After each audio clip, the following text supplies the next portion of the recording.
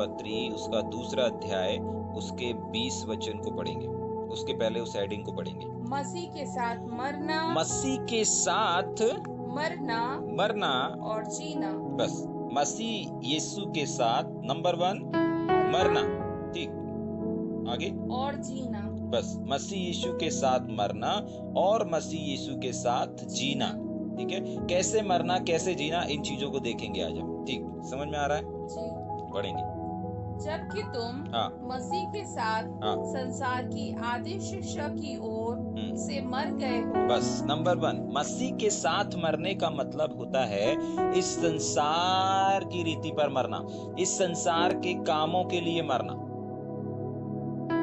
एक वचन को देख के पहले हमने कल देखा था उस वचन को, और वो वचन है इसी कुलुस्सियों की पत्री उसका दूसरा अध्याय और उसका 11 वचन को पढ़ेंगे। जरा 11 और 12 को पढ़ेंगे जल्दी। उसी में तुम्हारा ऐसा खतना हुआ है जो हाथ से नहीं होता, अर्थात मसीह का खतना, जिससे शारीरिक देह उतार दी जाती है। हाँ, आगे जल्दी। और उसी के साथ बपतिस्मा के समय में, हाँ, बपतिस्मा के समय कुछ होता है, यस, गाड़े गए। कौन गाड़ा गया, किसके साथ गाड़े गए? उस शारीरिक देह को उतार दिया गया और गाड़ दिया गया बपतिस्मा के टाइम पे। और आगे उसी में परमेश्वर की सामर्थ, और उसी में, ये जो बार बार उसी में है ना, इसको मैंने कल बताया था कि ये जो उसी में का मतलब है प्रभु यीशु मसीह में, प्रभु यीशु मसीह में, प्रभु यीशु मसीह में। तो उसी में का मतलब है प्रभु यीशु मसीह में तुम गाड़े गए, प्रभु यीशु मसीह में तुम जिलाए गए। तो यहाँ पर 20 वचन में पहले ही भाग में इस बात को क्लियर कर रहा है कि किस चीज में गाड़े गए। पहली चीज तो शारीरिक देह जब उतार दी गई थी तब आप क्या कर दिए गए थे? गाड़ दिए गए थे। आपकी जब देह उतारी गई तो कल अपन ने देखा था कि हर एक संसारिक काम, संसारिक चीजें, संसारिक स्वभाव क्या कर दिया गया था? उतार दिया गया था। और उसके बाद हमने इस बात को देखा था जब जिलाए गए तो मतलब मसीह में जिलाए गए। उसी चीज को यहाँ 20 वचन ने बता रहा है कि जबकि तुम मसीह के साथ संसार की आदि शिक्षा की ओर से मर गए हो। इस बात को समझेंगे थोड़ी देर रुक करके कि किस चीज में मर गए हो। सिर्फ संसार और संसार के कामों में नहीं, सिर्फ संसार के वो काम जो अंधकार के कहलाते हैं, जो संसारिक कहलाते हैं, अंधकार के कहलाते हैं, और शारीरिक कहलाते हैं और संसारिक कहलाते हैं, ठीक है कि नहीं? जैसे मुंह से गाली बकना, चुगली करना, बुराई करना, छल करना, धोखा देना, ये शारीरिक और संसारिक काम कहलाते हैं। लेकिन क्या इन्हीं के लिए मरने के लिए बोल रहा है? नहीं, इनके लिए तो कल अपन ने देख लिया था कि वो हमारे शरीर से क्या कर दिया गया? उतार दिया गया वस्त्र के समान। लेकिन यहाँ मरना किसको बोल रहा है उस चीज को देखेंगे। और ये चीज अगर आपको समझ में आ गया ना तो निश्चय परमेश्वर आपके जीवन में एक बड़े कामों को करने पर है। वापस पढ़ेंगे उस 20 वचन को। यस, जबकि तुम मसीह के साथ, ध्यान से सुनिए एक एक शब्दों को, जबकि तुम मसीह के साथ संसार की आदि शिक्षा की ओर से बस रुक जाएंगे। कहां से? संसार की आदि शिक्षा की ओर से मर गए हो। कहां पर मर गए हो? सिर्फ संसार के स्वभाव, संसार के नेचर और संसार के काम नहीं, लेकिन दो चीज यहां पर अंडरलाइन करेंगे अपन। संसार की आदि शिक्षा, संसार की आदि शिक्षा की ओर से। आदि शिक्षा का मतलब है पुरानी शिक्षाएं। आदि शिक्षा का मतलब है पुरानी शिक्षाएं, पुरानी बातें, पुरानी व्यवस्था, पुराने नियम, पुराने कानून। अगर और अच्छे से समझना है तो इसको अपन ने कल देखा था, और उस कल वाले एक वचन को और पढ़ना पड़ेगा, तब थोड़ा सा और आपको समझ में आ जाएगा। ठीक है, पढ़ेंगे उस वचन को। हाँ, एक और बार, कुलुस्सियों की पत्री दूसरा अध्याय और या ऊपर से जा रहा है। किन चीजों को देख रहे थे हम? सबसे पहली चीज कुलुस्सियों की पत्री दूसरा अध्याय उसके 20 वचन में जिस बात को हमने देखा कि जबकि तुम मसीह के साथ संसार की आदि शिक्षा की ओर से मर गए, तो हम सिर्फ संसार और संसार के कामों के लिए नहीं मर गए, परंतु हम किसी और चीज में भी मर गए। हाँ, हमने पुराने स्वभाव को बदल दिया। हाँ, हम पुराने स्वभाव को अब नहीं करते। और आज बहुत सारे ऐसे लोग हैं जो पुराने जीवन को नहीं जी रहे हैं मसीह में आने के बाद। लेकिन मैं आपको बताना चाहता हूं कि वो भी अभी अधूरे हैं, अनकंप्लीट हैं। भैया, कैसे आप कह सकते हैं कि अनकंप्लीट हैं? हम तो अब पुराने जैसे गाली नहीं बकते, पुराने जैसे बुराई नहीं करते। पहले जो हमारा स्वभाव था, अब हमारा वैसा स्वभाव नहीं है। पहले हमको कोई मार देता था, पहले कोई हमको कुछ बोल देता था, हम पलट के उसको जवाब दे देते थे। अब बिल्कुल जवाब नहीं देते। अब हम सब कुछ सहन कर लेते हैं, अब हम सब कुछ बर्दाश्त कर लेते हैं। फिर भी आप कह रहे हो कि हाँ, अभी तुम मसीह के साथ नहीं जी रहे हो। हाँ, अभी भी आप मसीह के साथ नहीं जी रहे हैं। अगर आपने अपने पुराने स्वभाव को छोड़ दिया है, पुराने स्वभाव को बदल दिया है, नए स्वभाव को आपने पहन लिया है, नई चीजों को आपने धारण कर लिया है, मसीह में आपका नया जन्म हो गया है, उसके बाद भी आप नए नहीं कहलाते। ध्यान से सुन लीजिएगा। मसीह में आने के बाद, संडे सर्विस जाने के बाद, मसीह में चलने के बाद भी आप मसीह में नए नहीं कहलाते, नए मनुष्य तत्व नहीं कहलाते। तो कब एक व्यक्ति, कैसे एक व्यक्ति नया कहलाता है, उस चीज को अपन देखने जा रहे हैं। समझ में आ रहा है? बहुत बार आपके दिमाग में सवाल आता होगा ना, या आपको संतुष्ट कर देता होगा, आपको संतुष्ट कर देता होगा। अगर आप संडे सर्विस चले गए ना, तो शत्रु शैतान आपको संतुष्ट कर देगा। देखो, तुमने एक मसीह जीवन को जी लिया, तुमको जितना मालूम है तुमने उतना वो काम कर लिया। जाग रहे हैं? तुम्हारे अंदर जितनी क्षमता थी, तुम्हारे अंदर जितनी ताकत थी, उतना काम, उतनी सेवा तुमने कर लिया। ये चीज शत्रु शैतान डालता है। जाग रहे हैं? लेकिन आपको मालूम है, प्रतिदिन आपके और हमारे पास परमेश्वर का वचन और परमेश्वर के भेद और परमेश्वर के प्रकाशन क्यों आ रहे हैं? क्योंकि खुद परमेश्वर आपको एक स्तर पर नहीं देखना चाहता। वो खुद आपको बढ़ाना चाहता है। तभी के लिए आपके पास परमेश्वर अपने भेद और अपने प्रकाशनों को खोलता चला जा रहा है। समझ में आ रहा है? तो आज हम अपने दिमाग से इस चीज को अलग करेंगे, जो चीज आपके और हमारे दिमाग में बहुत बार, और बहुत सारे ऐसे विश्वासी भाई और बहन हैं जिनके जीवन में ये बातें घर करके रख दी हैं कि अगर हम प्रभु को ग्रहण कर लिए हैं, तो हमने बपतिस्मा ले लिया है, तो हमने स्वर्ग की टिकट को पा लिया है। जाग रहे? हमारा जीवन अब नाश नहीं होगा। ध्यान से सुन लीजिएगा। जाग रहे? अगर आपको लगता है कि सिर्फ संडे सर्विस जाने से आपका उद्धार हो गया, आपको अनंत जीवन दे देगा परमेश्वर, आपके जीवन में सारी आशीषों को दे देगा, तो ऐसा नहीं है। परमेश्वर कुछ चीजों की हमसे अपेक्षा करता है। जैसे हम अपने बच्चों से किसी चीज की अपेक्षा करते हैं। अगर आज आपके बच्चे छोटे छोटे हैं, स्कूल जा रहे हैं, पढ़ाई कर रहे हैं, तो आप भी अपने बच्चों से बड़े होने के बाद कुछ अपेक्षा को करेंगे कि हाँ, जब हमारे बच्चे जवान हो जाएंगे, बड़े हो जाएंगे, तो बुढ़ापे में हमारा सहारा बनेंगे। आज हम उनके लिए कर रहे हैं, कल हमको कुछ करने की जरूरत नहीं पड़ेगी। कुछ ना कुछ आप अपेक्षा कर रहे होंगे अपने बच्चों से। बड़ा होकर के मेरा बेटा एक बड़ा सेवक बनेगा, एक बड़ा भविष्यवक्ता बनेगा, एक बड़ा प्रेरित बनेगा, एक बड़ा नबी बनेगा। इस तरीके से आप कहीं ना कहीं कुछ ना कुछ अपेक्षा कर रहे होंगे। और अपेक्षा करना अपने बच्चों से गलत नहीं है, सेम परमेश्वर के साथ भी है।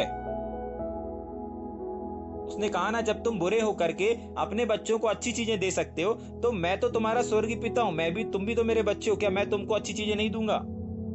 तो जब हम गलत होकर के, बुरे होकर के अपने बच्चों से अपेक्षा कर सकते हैं, तो क्या वो परमेश्वर जो सही है, वो परमेश्वर जो अच्छा है, वो हमसे अपेक्षा नहीं कर सकता? कर सकता है। ठीक, तो किस चीज को देखने जा रहे हैं कि हमको सिर्फ संसारिक स्वभाव को छोड़ देना, त्याग देना, वस्त्र के समान उतार देना इतना काफी नहीं है। और उतार देना, हम मसीह में जिंदा हैं, हम मसीह में जी रहे हैं, ये इस चीज को नहीं दर्शाता। पुराने स्वभाव को, वापस बोल रहा हूं बार बार ताकि आपके अंदर अच्छे से चला जाए ये चीज, पुराने स्वभाव को बोलना, करना, सुनना, देखना बंद कर दिया, ये चीजें नहीं दर्शाती कि आप मसीह जीवन को जी रहे हैं, आप मसीह में जी रहे हैं। भैया, तो फिर कौन सी चीज है जो मसीह में हम जी रहे हैं, इस चीज को दर्शाएगी? और उसी चीज को हम देख रहे हैं 20वें वचन में। वापस पढ़ेंगे 20 वचन को। जबकि तुम मसीह यीशु के साथ में संसार की आदि शिक्षा की ओर से मर गए, डेथ हो गए। ध्यान से सुनिए, मर गए। किस चीज में मर गए? किस चीज में मर गए? शुरुआत की शिक्षा में मर गए। और ये शुरुआती शिक्षा है, ये नहीं है कि संसार का ज्ञान, संसार का ज्ञान वाली शिक्षाएं नहीं है। ये वो वाला ज्ञान है जो मसीह संसार को दर्शाता है। ये वो वाला ज्ञान है जो मसीह संसार में, पत्रियों में, उसमें किताबों में, बाइबल के अंदर पाया जाता है। ये वो वाला ज्ञान है जो शुरुआत में बताया गया, शुरुआत में सिखाया गया, शुरुआत में समझाया गया। और उसी को समझने के लिए हम एक और वचन पढ़ रहे थे, इसी का 8वां वचन को पढ़ेंगे। वहां पर लिखा हुआ है, कुलुस्सियों की पत्री उसका 2 अध्याय उसके 8 वचन में लिखा हुआ है, चौकस रहो, सावधान रहो कि कोई तुम्हें उस तत्व ज्ञान और व्यर्थ धोखे के द्वारा अपना अहेर ना कर ले। लोग हमको किसमें अहेर करना चाहते हैं? ज्ञान में। आज कोई आपका पैसा नहीं छीनना चाहता। शत्रु को आपका पैसा छीनने से कोई मतलब नहीं। शत्रु को आपका प्रार्थना का जीवन छीनने से आज कोई मतलब नहीं है। वो घंटों घंटों तक लोगों को प्रार्थना करने का अवसर दे रहा है, बिल्कुल डिस्टर्ब नहीं करता। हाँ, मांगते रहो, बेकारी तो जाग रहे हैं। समझ में आ रहा है या ऊपर से जा रहा है? कुछ लोग इस शब्द का यूज कर रहा हूं, लेकिन अधिकांश लोग मांगने के लिए ही प्रार्थना करते हैं, प्रभु की सुनने के लिए उसकी उपस्थिति में नहीं बैठेंगे। जब भी अपने मुख को खोलेंगे, प्रभु ये दे दे, वो दे दे, चाहे वो शारीरिक हो, आत्मिक हो, या कोई भी क्षेत्र की चीजें हो, बस मांगना ही है। तो शत्रु शैतान भी किसी के प्रार्थना के स्तर को नहीं रोकेगा कि तुम्हारे प्रार्थना के टाइम को रोकने के लिए उसने क्या कर दिया, कुछ रुकावट को पैदा कर दिया। नहीं, वो रुकावट को पैदा नहीं करेगा। प्रचार करने के लिए आपके समय को नहीं रोकेगा, लेकिन कहीं है वो रोक रहा है, कहीं है जो वो हमला कर रहा है। और कहां पर हमला कर रहा है, उसी चीज को हम पढ़ रहे हैं। सावधान रहो कि कोई तुम्हें उस तत्व ज्ञान, मतलब आपके पास जो ज्ञान है, आपने जो सीखा है, आपने जो समझा है, उसको कैसे वो उस ज्ञान को आपके विवेक से, आपके मन से अलग करे। और कैसे अलग करता है उस चीज को पढ़ेंगे, ठीक है। व्यर्थ धोखे के द्वारा अपना अहेर यानी कि अपना शिकार ना बना ले। आपको मालूम है, अगर उत्पत्ति की किताब को देखेंगे तो वहां पर अदन के बगीचे में क्या हुआ था, उसी वचन से परमेश्वर ने उनको आशीषित किया था और नवाजा था और सारी आशीषों पर अधिकार दिया था और उनको काम दिया था, जिम्मेदारी दिया था। उसी वचन को लेकर के शत्रु शैतान जो कि सर्प के रूप में आया था, उसी वचन को लेकर के वहीं के वहीं उनको उसमें फंसा दिया और उनको पाप में गिराने का कारण बन गया। आप अगर उत्पत्ति को ठीक से अध्ययन करेंगे, वही वचन है, वही शब्द है, वही बातें हैं, वहीं के वहीं घुमा रहा है। उनको जो प्रकाशन, उनको जो ज्ञान दिया परमेश्वर ने, उसी ज्ञान में गड़बड़ी डाल रहा है, उसी सोच में गड़बड़ी डाल रहा है। अच्छा, ऐसा कहा था, अच्छा वैसा कहा था। जाग रहे हैं? ठीक, वापस ना बना ले जो मनुष्यों की परंपराओं और संसार की आदि शिक्षा के अनुसार तो हैं। ध्यान से सुनिए, संसार की आदि शिक्षा मतलब इस संसार की शुरुआत में जो शिक्षाएं दी गई थी, नियम कानून बताए गए थे, मूसा के टाइम पे, अब्राहम के टाइम पे, या उसू के टाइम, बहुत सारे नियम कानून बताए गए थे, सिखाए गए थे। वो शिक्षा जो आपको गुमराह और वो करती हैं, बहका देती हैं, वो शुरुआती शिक्षाएं हैं, परंपराएं की, संसार की आदि शिक्षाएं तो हैं, वचन के अनुसार भी हैं। याद रखिएगा, ध्यान से सुन लीजिएगा, अंडरलाइन कर लीजिएगा, वहां पर लिखा है वचन के अनुसार भी हैं। संसार की आदि शिक्षा के अनुसार तो है, पर मसीह के अनुसार नहीं है। जाग रहे हैं? और इस कलीसिया को अगर आप समझेंगे, इस कलीसिया का जब अपन अध्ययन कर रहे हैं, इस कलीसिया के जीवन से हम कुछ चीजों को सीख रहे हैं, तो इस कलीसिया में भी क्या है, इस कलीसिया ने प्रभु यीशु मसीह को ग्रहण किया है, लेकिन इस कलीसिया में हो क्या रहा है, पुरानी शिक्षाओं को फॉलो किया जा रहा है। और पौलुस किस लिए आया है यहाँ पर, ताकि उनको वो तत्व ज्ञान से कोई वंचित ना कर दे, उनका अहेर ना कर ले। मतलब बाइबल के ही वचनों से इस कलीसिया को नाश किया जा रहा है। समझ में आ रहा है? सुनने में अजीब लग रहा होगा ना, बाइबल के ही वचन से। हाँ, शत्रु शैतान भी बाइबल के वचन को लेकर के ही यीशु मसीह के पास आया था। लूका 4:4, मत्ती 4:4 में पढ़ लीजिएगा, वो कहीं और से वचन लेकर के नहीं आया था। जब 40 दिन की उनकी प्रार्थना चल रही थी ना, तो इसी बाइबल के वचन को लेकर के यीशु मसीह को गिराने के लिए, यीशु मसीह को गिराने के लिए, यीशु मसीह की उस प्रार्थना को रोकने के लिए, उस सामर्थ पाने की उस प्रार्थना को रोकने के लिए आ गया था। अलग से कोई अपने आप को किताब लेके नहीं आया था। आज भी शत्रु शैतान आपके पास, आपके अंदर जो ज्ञान डाला गया, आपने जो प्रभु को ग्रहण किया ना, उस ग्रहण करने वाले उस ज्ञान को क्या करता है? डगमगाता है। और कैसे करेगा? कुछ वचन पुराने नियम के लेकर के आएगा, कुछ बातें पुरानी लेकर के आएगा, कुछ शिक्षाएं आपके सामने आज जब आप यीशु मसीह को जान गए हो तब भी आपको अमल करने के लिए बोलेगा। आपको लगेगा नहीं नहीं, परमेश्वर ने बोला है, परमेश्वर ने बोला है। जाग रहे? समझ में आ रहा है? हाँ, परमेश्वर ने बोला, परमेश्वर ने बोला। सही बात है, सही बात है। और कल हमने इस बात को देखा था कि बहुत सारे ऐसे लेख हैं, लेख मतलब किताबों के लेख, जो कि पुराने नियम में आज भी पाए जाते हैं, उनको यीशु मसीह ने आकर के मिटाया है। कल के अध्ययन में हमने इस बात को सीखा था कि बहुत सारे लेखे थे जो लिखे गए थे भविष्यवक्ताओं के द्वारा, नबियों के द्वारा और बड़े बड़े परमेश्वर के सेवकों के द्वारा जो लिखे गए थे, उस लेख को यीशु मसीह ने जब आया ना तो उसको मिटा दिया। और इसीलिए बहुत बार शत्रु शैतान उस मिटी हुई चीजों को आपके सामने लाएगा और बोलेगा इसको करो। यीशु मसीह ने खतने को मिटा दिया। अभी भी खतना लिखा हुआ है पुराने नियम में। यीशु मसीह ने ये पर्व वो पर्व को मनाने के बारे में खत्म कर दिया। आज भी लिखा हुआ है, ये पर्व मनाओ, वो पर्व मनाओ। लेकिन शत्रु शैतान आज भी बोलता है ये भी मनाना चाहिए, वो भी मनाना चाहिए, ये भी नियम होना चाहिए, वो भी कानून होना चाहिए, खतना तो होना ही चाहिए। और ये कलीसिया फंस गई। ये कलीसिया यीशु मसीह को जानने के बाद भी इनका अहेर करने पर है शत्रु शैतान। इस कलीसिया को गिरफ्त में ले लिया गया है। लेकिन प्रेज गॉड, वहां पर एक सेवक को पता चल जाता है जिसका नाम पौलुस है। इस कलीसिया का नहीं है, लेकिन फिर भी वो सही चीज को बताने के लिए, अरे मिटा दिया गया है। क्या खतना लगे हो तुम लोग? क्या मूसा की किताब लगे हो? अरे मिटा दिया गया परमेश्वर ने, हमारे प्रभु यीशु मसीह ने मिटा दिया बहुत सारे लेखों को। अब उन लेखों को मानो, अब उस वचनों को मानो। लेख का मतलब वचन है। बहुत सारे वचनों को, बहुत सारे लेख को मिटा दिया गया। ठीक, वापस 20 वचन में, जबकि तुम मसीह के साथ संसार की आदि शिक्षा की ओर से मर गए हो। और यही चीज पौलुस यहां पर बता रहा है।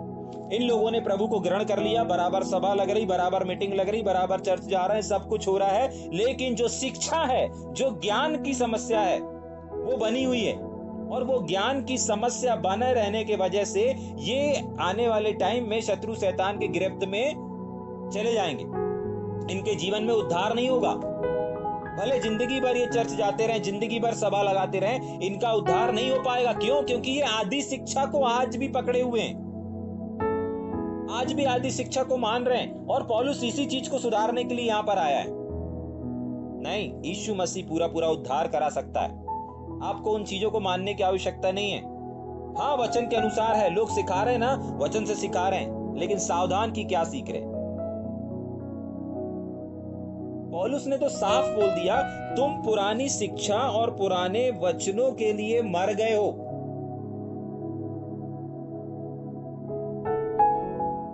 जाग रहे?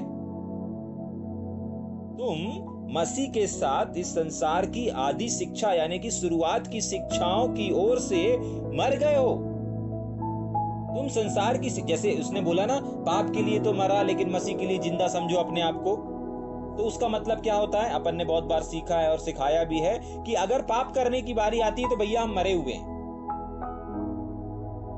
किसी को मारने की बारी आती, भैया हमारा हाथ मरा हुआ है। गलत जगह देख, गलत दृष्टि डालने के लिए अगर हमारी आंख हमारे इधर उधर जाती है, क्या करना है? अरे हमारी आंख मरी हुई है। जाग रहे? गलत सोचने के लिए नहीं, हमारा विवेक मरा हुआ है।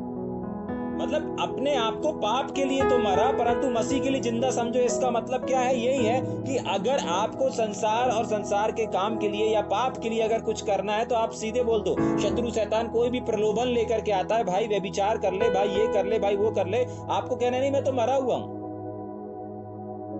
जाग रहे? फिर उसके आगे लिखा है, परंतु मसीह के लिए अपने आप को जिंदा समझो। इसका मतलब क्या है कि आपको जब मसीह के काम की बारी आती, मसीह की सेवकाई की बारी आती, तो अपने आप को एक्टिव रखना है, अपने आप को जीवित रखना है। सेम चीज यहां पर भी है। सेम चीज यहां पर भी है। पुराने नियम को पढ़ो, पुराने नियम को मनन करो, मूसा की किताब, इसकी किताब, उसकी किताब, इसका जीवन, उसका जीवन, दाऊद का जीवन, यहोशू का जीवन, अब्राहम का जीवन, इन सारे जीवनों को अध्ययन करो, मनन करो, सीखो नए नियम के चश्मे से। लेकिन बात जब अमल करने की आती है तो बोलो नहीं, हम मरे हुए। जाग रहे? अगर उसमें लिखा है आंख के बदले आंख निकाल लेना, कहना भाई हम मरे हुए, हम इसको नहीं मानेंगे। शत्रु के विनाश के लिए प्रार्थना, हम नहीं पढ़ते इस वचन को। जाग रहे? हाँ, अभी भी आपको बाइबल के अंदर शत्रुओं के लिए प्रार्थना, शत्रुओं के लिए प्रार्थना नहीं, शत्रुओं के लिए प्रार्थना भी मिलेगी और शत्रुओं के विनाश के लिए भी प्रार्थना मिलेगी।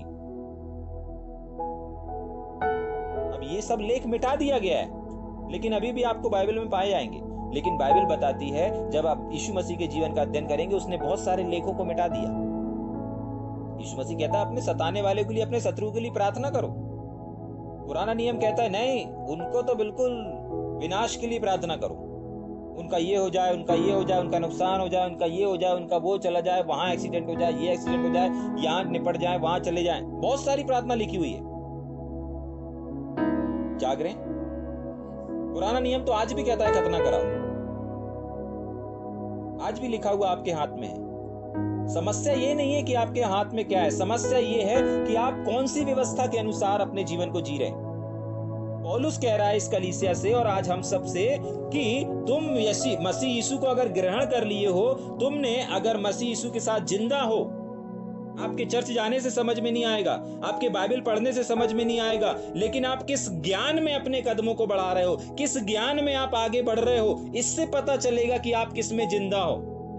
आप पुराने नियम, पुरानी बातें, पुराने वचनों को अगर आप उसके अनुसार अपने जीवन को जियोगे तो इसका मतलब वो आज भी आपके लिए जिंदा हैं, तभी के लिए आप उसको क्या कर रहे हो, उसमें जीवन को जी रहे हो। लेकिन अगर आप नए नियम के अनुसार, वचन के अनुसार, बाइबल के अनुसार, वो वाले वचन जो यीशु मसीह को दर्शाते हैं, वो वाली व्यवस्था जो यीशु मसीह की व्यवस्था है, और अगर अच्छे से बताएं तो वहां पर लिखा हुआ है जीवन की आत्मा की व्यवस्था। और एक और वचन कल हमने देखा था कि यीशु मसीह में तो सारी परिपूर्णता वास करती है। अगर आपने, एक व्यक्ति ने यीशु मसीह को फॉलो कर लिया, इसका मतलब वो सारी चीजों से परिपूर्ण हो जाएगा। और यहां पर पता है इन लोग का समस्या क्या था? नहीं, पुराना नियम भी बहुत महत्वपूर्ण है, पुराना नियम को भी मानना बहुत जरूरी है। यही तो समस्या है।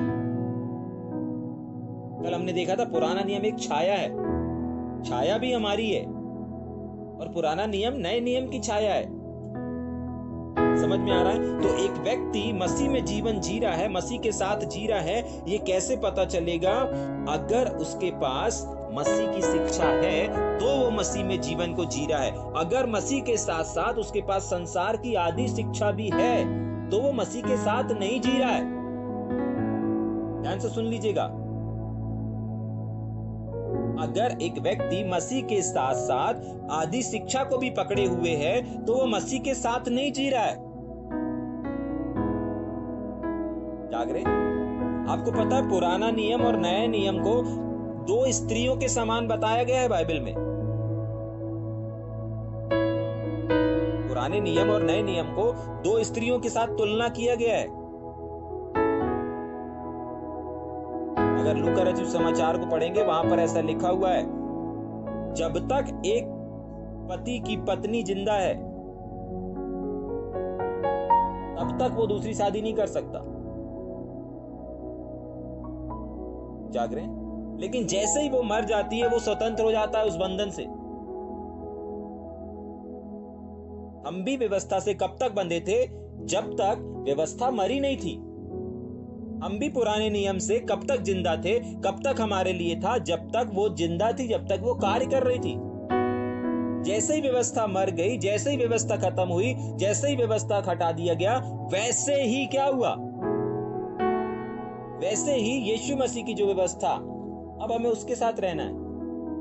बहुत जबरदस्त लिखा है लूका रचित समाचार में, ठीक, पढ़ लीजिएगा बाद में।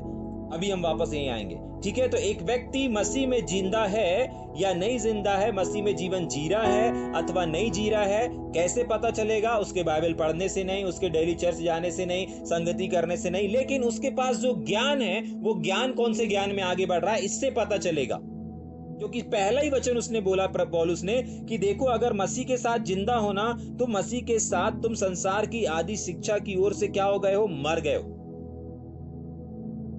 ठीक, एक और बार पढ़ के आगे चलेंगे।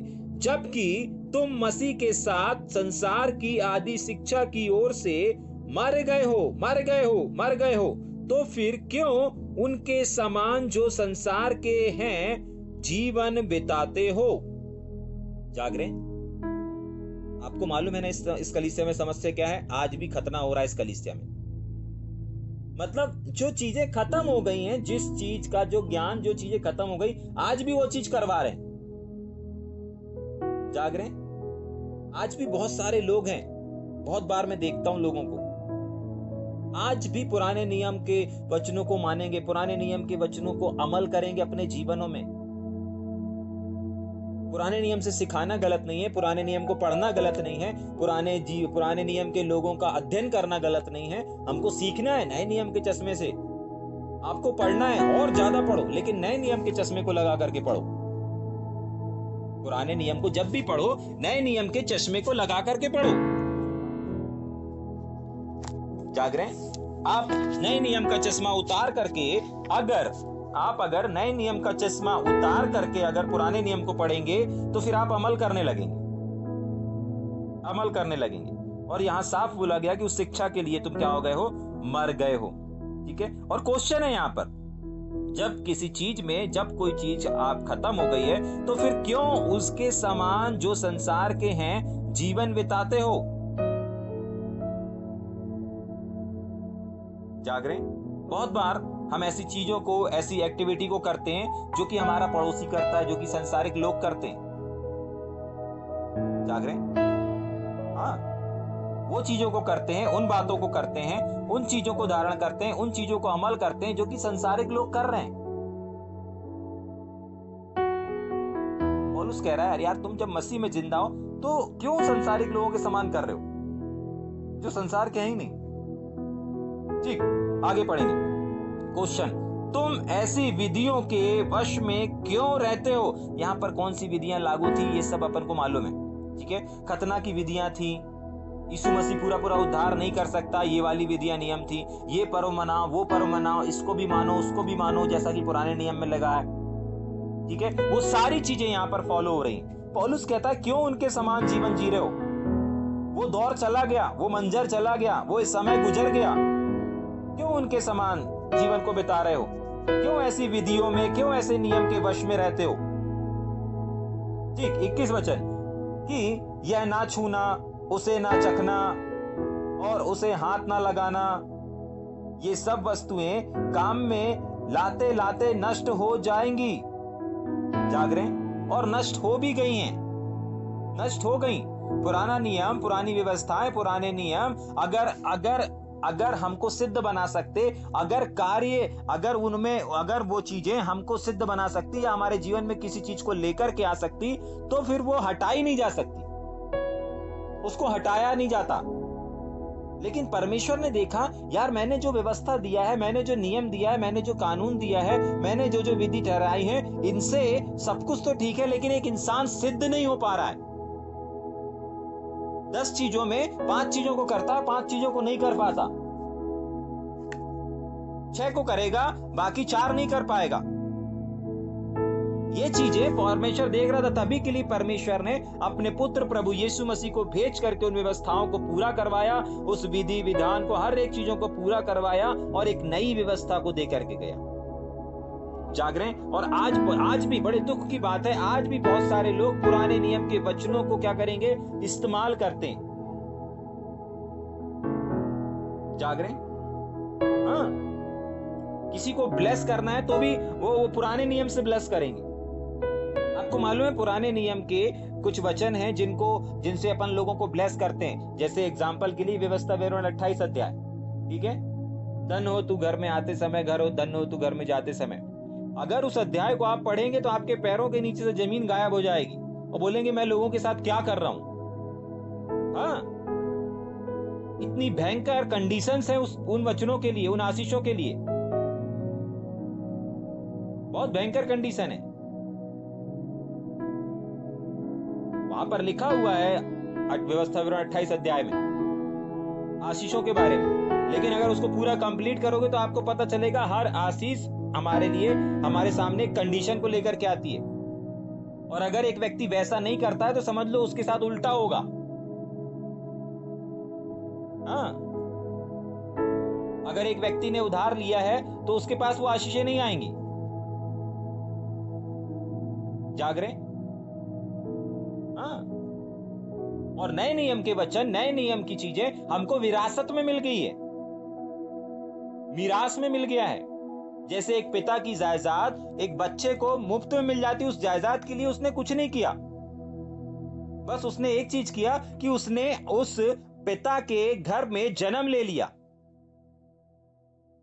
सेम ऐसे ही हमको भी मसीह में जन्म ले लेना है। जब हम मसीह में जन्म ले लेते हैं ना, तो मसीह की सारी आशीषें, मसीह का सारा धन, मसीह की सारी चीजें, मसीह की सारी आशीषें, ब्लेसिंगें हमको मिल जाती हैं। लेकिन मसीह में जन्म लेने के बाद अगर आप पुरानी चीजों के पीछे भागेंगे तो आप मसीह की आशीषों को नहीं प्राप्त कर पाएंगे। इमेजिन करिए, अगर एक राजा के घर में, एक अच्छे धनवान व्यक्ति के घर में उनके बच्चे ने जन्म ले लिया, और बच्चे ने जन्म लेने के बाद सारी धन संपत्ति उसके पास में है, लेकिन वो वापस किसी गरीब के यहाँ, वापस किसी झोपड़े में जा करके रहने का प्रयास करे, या फिर वो इस चीज को देखे कि ये मेरा पिता अमीर बना तो बना कैसे, इसकी खोज करने निकल जाए और वैसा करना शुरू कर दे। सब कुछ उसके पास है, सब कुछ है। जाग रहे? समझ में आ रहा है? नहीं, मैं वैसे जैसे मेरे पिता ने प्राप्त किया मैं वैसे प्राप्त करूंगा। अरे आपको विरासत में मिल गया, आप उस काम को, उस कार्य को, उस बिजनेस को आगे बढ़ाइए ना। आप क्यों नहीं, शुरू कैसे हुआ मैं इसको देखना है, मुझे उसको मानना है। नहीं, आप अपने पिता की मानो ना। जाग रहे? अगर वो किसी और की मानेगा तो पिता को कितना गुस्सा आएगा। अरे मैं सक्सेसफुल बिजनेसमैन हूं, मैं एक सफल अमीरों की लिस्ट में मेरा नाम आता है। वो कहां, किससे सीखने जा रहा है, क्या करने जा रहे हैं? जाग रहे? हाँ, सेम चीज परमेश्वर के वचन के साथ भी है। परमेश्वर का वचन कहता है तुम क्यों उनके समान जीवन बिताते हो, क्यों विधि विधान पर हो, इसको नहीं छूना, उसको नहीं छूना। आज भी बहुत सारे घरों में सांसारिक चीजें पाई जाती हैं। जैसे संसार में देखते हैं ना, झाड़ू पे लात लग गया तो अरे झाड़ू माता है, ठीक है कि नहीं? बहुत सारी छोटी छोटी चीजों में अपन क्या करते हैं, सांसारिक स्वभाव, सांसारिक नेचर को प्रकट करते हैं। ऐसे ही बहुत सारे जो आत्मिक लोग हैं, विश्वासी लोग हैं, छोटी छोटी जगहों में, छोटी छोटी चीजों में क्या करते हैं, पुराने नियम की बातों को अमल करके इस बात का प्रमाण देते हैं कि हम मसीह में नहीं जन्म लिए हैं, हम मसीह में नहीं जी रहे हैं। आपको पता है, मसीह में जन्म लेने वाला व्यक्ति मसीह की बातों को फॉलो करता है।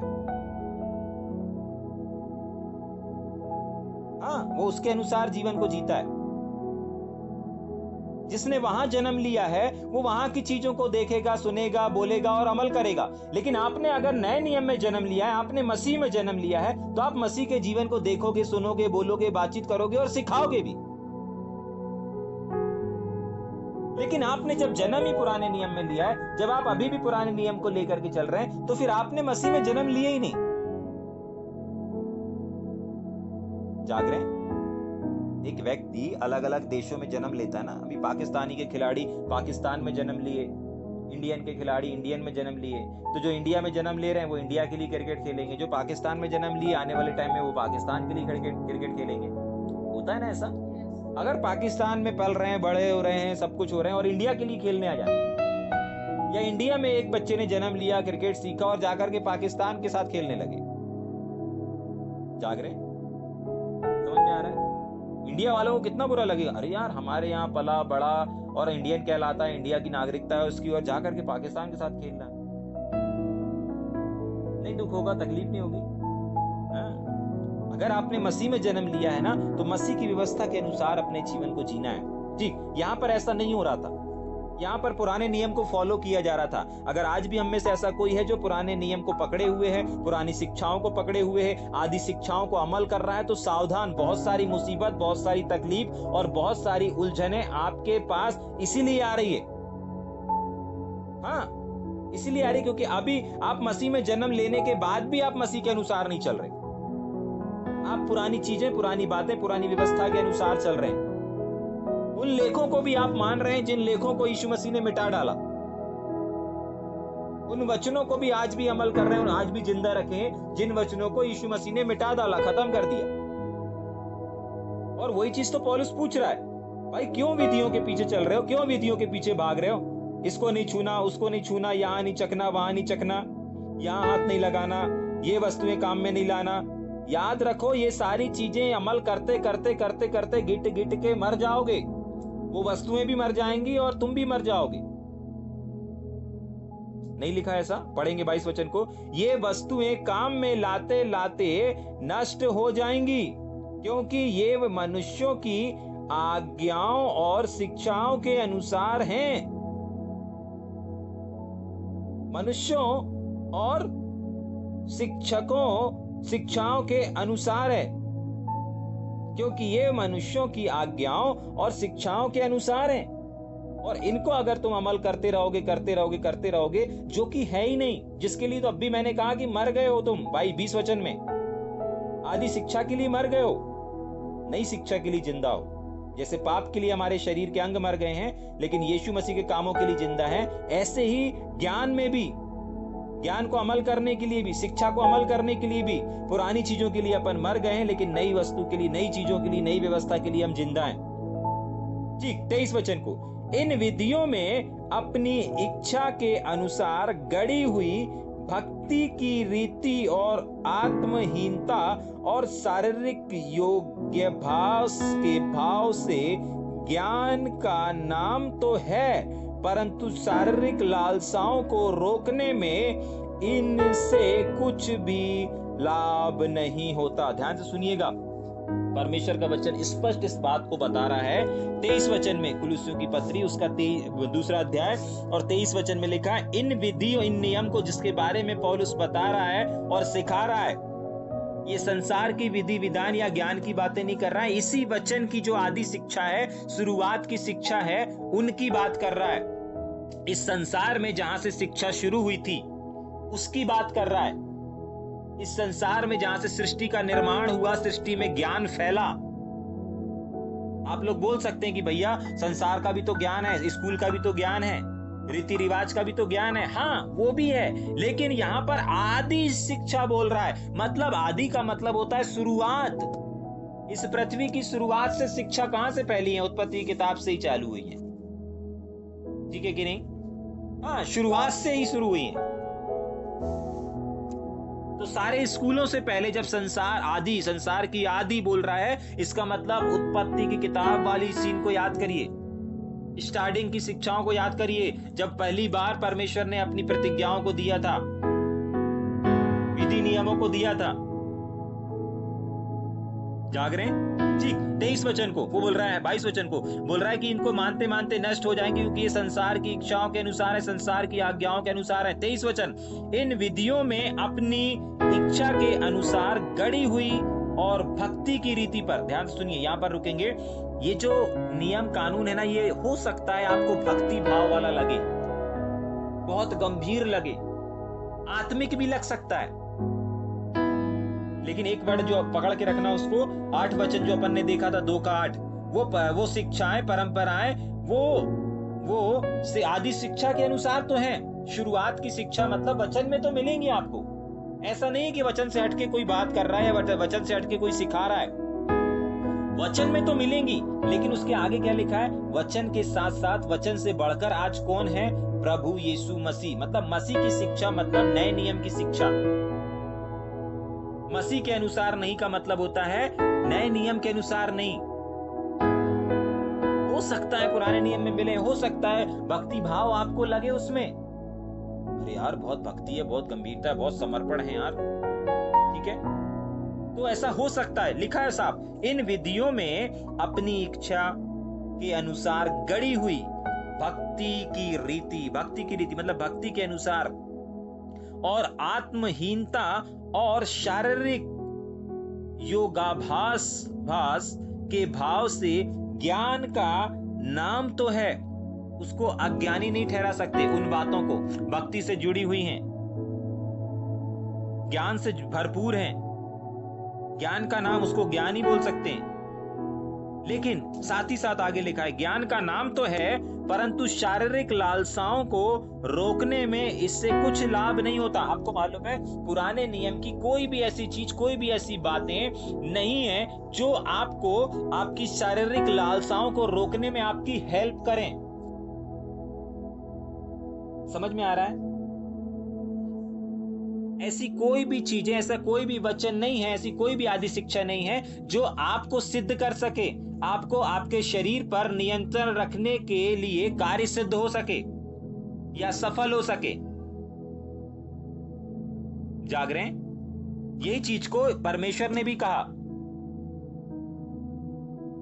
व्यवस्था तो निर्बल होने के कारण निष्फल हो गई, वो भी कमजोर थी एक व्यक्ति को सिद्ध बनाने के लिए। और यहां पर लिखा है वो तो हमारे शारीरिक लालसाओं तक को रोक नहीं सकती। पुरानी बातें, पुराने नियम, पुराने कानून हमारी जो शरीर की लालसाएं होती है ना, शरीर लालसा करता है ना, पहले हमारे कुछ भी करने के लिए सबसे पहले लालसा आती, तो उस लालसा तक को नहीं रोक सकता। आपको मालूम है आज जो आज के नियम के अनुसार और नए नियम के अनुसार जो लोग अपने जीवन को जी रहे हैं ना, उनके मन में, उनके विवेक में जरा सी भी नेगेटिव लालसा आती ना, और आज अगर आप यीशु मसीह के लहू को रिलीज करते हैं, वो लालसा उनके मन से, उनके विवेक से, उनके विचार से समाप्त हो जाती है। ये चीजें पुराने नियम में नहीं थी, ये चीजें आपको पुराने नियम में नहीं मिलेगा। जागरण, ये शिक्षाएं आपको आदि शिक्षाओं में नहीं मिलेगी। समझ में आ रहा है? पहले लोग सबसे ज्यादा जो पाप कर रहे थे विचारों में ही कर रहे थे। लालसा आती थी, किसी को देखा, किसी को ये धन का लालच आया, ठीक है। एक वो चेला था ना जो एक व्यक्ति के पास आया बहुत सारा धन लेकर के भेंट करने के लिए, उसके गुरु ने मना कर दिया तो वो वापस चला गया, और जब वापस जा रहा था तो उसका चेला गया और वापस बोला नहीं बहुत ज्यादा धन है, हमें दे दो, हमारे गुरु ने बोला है कि ले लो जा करके। जाग रहे? हाँ, ले आया उस धन को। क्या हुआ? देख करके क्यों है ना, जब आया था धन लेकर के आया था, उसके गुरु ने मना कर दिया, वो वापस चला गया। अरे उसके अंदर देख करके क्या है? लालसा आई। अरे ये धन तो बहुत सारा है, इसको फ्री में मिल रहा था, अरे मैं जाता हूं, लेता हूं, गुरु का नाम लगा दूंगा, अरे गुरु ने बोल दिया है वापस ले लो उससे। जाग रहे? लालसा। पुराना नियम हमारी लालसाओं को रोक नहीं सकता था, लेकिन नया नियम हमारे अंदर हर एक नेगेटिव लालसा को रोक देता है। समझ में आ रहा है? हाँ, परंतु शारीरिक लालसाओं को रोकने में इससे कुछ भी लाभ नहीं होता था। अच्छा था, सुनने में अच्छा लगता था, भक्ति वाला लगता था, गंभीर लगता था, अच्छी ज्ञान की बातें लगती थी। हाँ, आज नए नियम में हमारे पास एक ऐसा शस्त्र है, एक ऐसा प्रबंध किया गया, एक ऐसी सुविधा दिया गया कि अगर आपके विचार में किसी भाई को लेकर, किसी बहन को लेकर के, धन को लेकर के, जमीन को लेकर के, जायदाद को लेकर के, बड़े व्यवसाय, कोई भी किसी भी प्रकार की लालसा उत्पन्न होती है, उस लालसा को यीशु मसीह का लहू, हम जैसे ही आप उसके यीशु मसीह के लहू को लगाएंगे, वो सारी लालसा समाप्त हो जाती है। जाग रहे? ये एक ऐसा प्रबंध है जो हमारे परमेश्वर ने हमारे लिए किया। ये चीजें पहले नहीं थी, ये चीजें पहले नहीं थी। जाग रहे?